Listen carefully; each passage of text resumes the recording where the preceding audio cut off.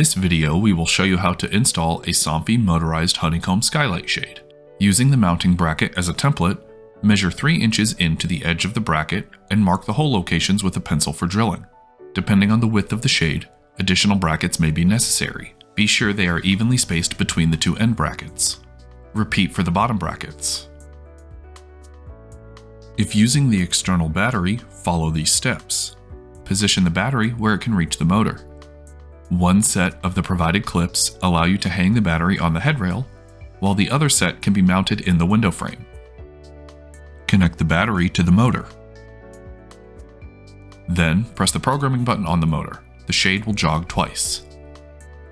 Next, press the programming button on the remote. The shade will jog once. The remote is now paired to the shade.